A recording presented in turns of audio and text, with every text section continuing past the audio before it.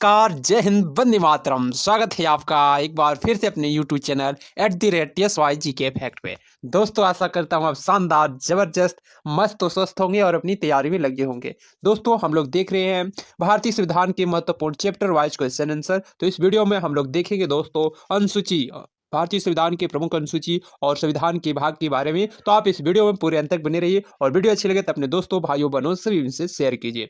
दोस्तों, किसी भी लक्ष्य को अचीव करने के लिए प्रत्येक दिन का एक टारगेट फिक्स कीजिए और उस टारगेट को अचीव करने में अपना पूरा दिन लगा दीजिए। कहते हैं ना दोस्तों कि जब आंखों में मान लिया, मंजिल को अपना मान लिया, ये मुश्किल क्या आसान क्या, अब ठान लिया तो ठान लिया, अब ठान ही लिया है दोस्तों तो उसे करके ही छोड़ेंगे। कहते हैं ना कि जब तक तोड़ेंगे नहीं तब तक छोड़ेंगे नहीं। ऐसे जोश और जुनून होना चाहिए दोस्तों अपने किसी भी लक्ष्य को अचीव करने के लिए। तो चलिए दोस्तों, आगे के महत्वपूर्ण प्रश्न देखेंगे। इससे पहले वीडियो में हम लोग आगे के पार्ट देख चुके हैं।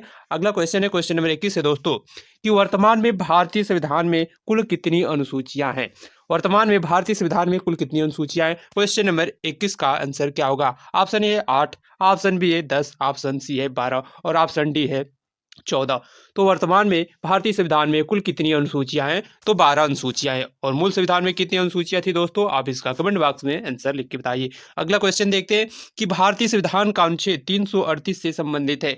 338 किससे संबंधित है। क्वेश्चन नंबर 22 का करेक्ट आंसर क्या होगा। तो राष्ट्रीय अनुसूचित जाति से संबंधित है। ऑप्शन ए इसका करेक्ट आंसर होगा। ये सारे क्वेश्चन टॉप सेलेक्टिव क्वेश्चन है दोस्तों, किसी न किसी एग्जाम में पूछे गए और आने वाले जितने भी एग्जाम है दोस्तों, UP police, Bihar police, Madhya Pradesh police, UPPCS, RO, यारो, बैंक, एसएससी, रेलवे, सारे एग्जामों के लिए दोस्तों जरूर ये रामबाण साबित होती है।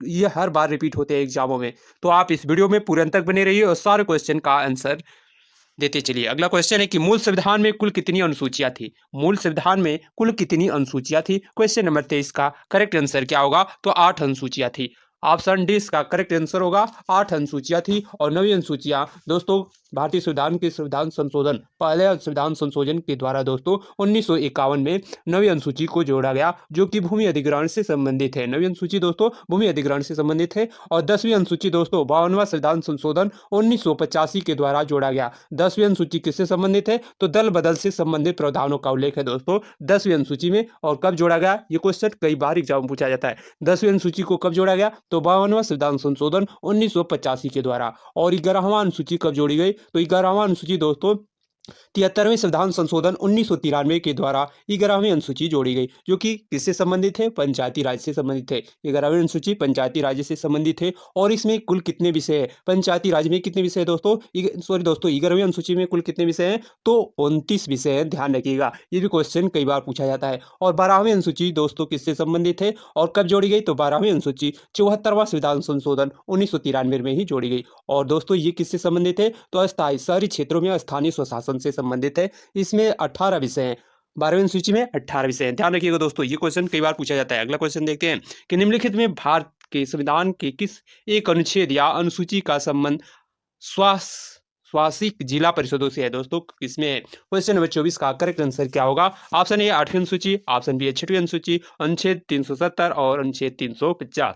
किसमें करेक्ट आंसर होगा। क्वेश्चन नंबर 24 का करेक्ट आंसर क्या हो जाएगा। तो 8वीं अनुसूची में दोस्तों है, 8वीं अनुसूची में है। अगला क्वेश्चन देखते हैं। क्वेश्चन नंबर 25 है कि भारत के संविधान में 11वीं अनुसूची में कुल कितने विषय हैं। दोस्तों अभी बताया गया है कि 11वीं अनुसूची में कुल कितने विषय हैं। क्वेश्चन नंबर 25 का करेक्ट आंसर क्या होगा। तो 11वीं अनुसूची में 29 विषय हैं। 11वीं अनुसूची में 29 विषय हैं। ऑप्शन सी इसका करेक्ट आंसर होगा। और 11वीं अनुसूची किससे संबंधित है। तो 11वीं अनुसूची पंचायती राज से संबंधित है। और 73वें संविधान संशोधन 1993 में इसको जोड़ा गया। अगला क्वेश्चन है कि संविधान की 11वीं अनुसूची निम्नलिखित में किससे संबंधित है।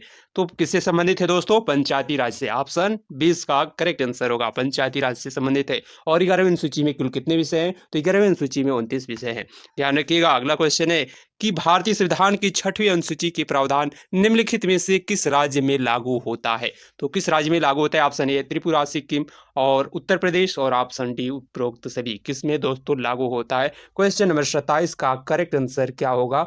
तो दोस्तों क्वेश्चन नंबर 27 का करेक्ट आंसर क्या हो जाएगा। त्रिपुरा में हो जाएगा। ऑप्शन ए इसका करेक्ट आंसर होगा।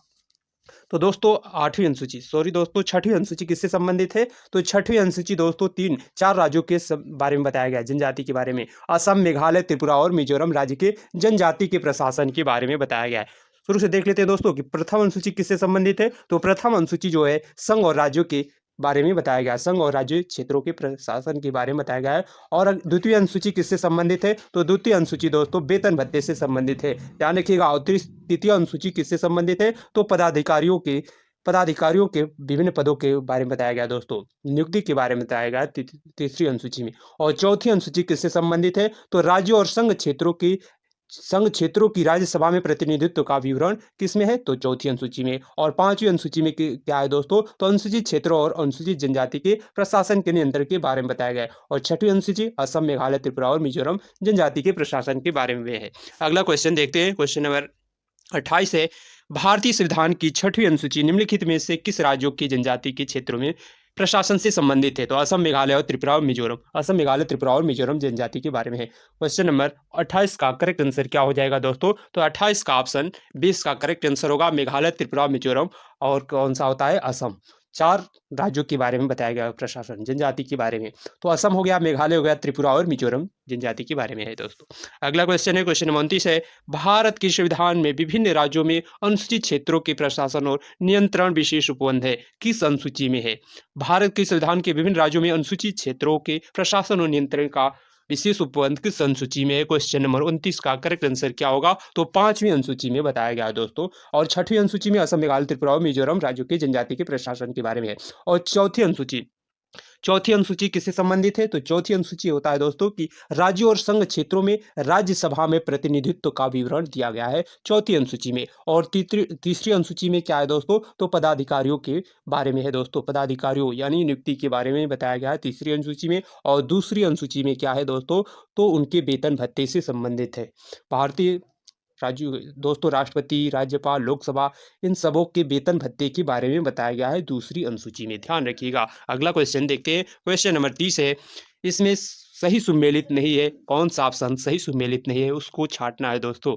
तो क्वेश्चन नंबर 30 का करेक्ट आंसर क्या होगा? अनुच्छेद 39 से समान न्याय एवं निःशुल्क विधि सहायता, ऑप्शन ए है। और ऑप्शन बी है अनुच्छेद 40 में है ग्राम पंचायतों का संगठन, ऑप्शन सी है 44 अनुच्छेद 44 जो है समान नागरिक संहिता। और ऑप्शन डी है अनुच्छेद 48 में न्यायपालिका का कार्यपालिका से पृथककरण। इसका करेक्ट आंसर क्या होगा? क्वेश्चन नंबर 30 का करेक्ट आंसर क्या होगा? तो ऑप्शन डी इसका करेक्ट आंसर होगा, जो कि सही सुमेलित नहीं है। न्यायपालिका का कार्यपालिका से पृथककरण अनुच्छेद 48 दिया है, ये करेक्ट आंसर नहीं है दोस्तों। इसका करेक्ट ऑप्शन डी इसका करेक्ट आंसर सही हो जाएगा। अगला क्वेश्चन देखते हैं, क्वेश्चन नंबर 31 है, इसका करेक्ट आंसर क्या होगा? भूमि सुधार के विषयों के अंतर्गत आता है। भूमि सुधार किसके अंतर्गत आता है? संघ सूची, राज्य सूची या समवर्ती सूची या इनमें से कोई नहीं? 31 का करेक्ट आंसर क्या हो जाएगा? तो राज्य सूची के विषय में है दोस्तों। भूमि सुधार जो है राज्य सूची के विषय के अंतर्गत आता है। अगला क्वेश्चन देखते हैं, क्वेश्चन नंबर 32 है, निम्नलिखित में से कौन सा विषय भारतीय संविधान की 7वीं अनुसूची की सूची 3rd में समवर्ती सूची में शामिल है? कौन सा है दोस्तों? ऑप्शन ए दंड प्रक्रिया, और ऑप्शन बी है पुलिस, और ऑप्शन सी है कारागार, ऑप्शन डी है लोक व्यवस्था। कौन सा करेक्ट आंसर होगा 32 का? तो दंड प्रक्रिया, ऑप्शन ए इसका करेक्ट आंसर होगा। अगला क्वेश्चन है कि निम्नलिखित में कौन संघ सूची में है? कौन संघ सूची में है बताना है दोस्तों। रेलवे या शिक्षा या वन या कृषि?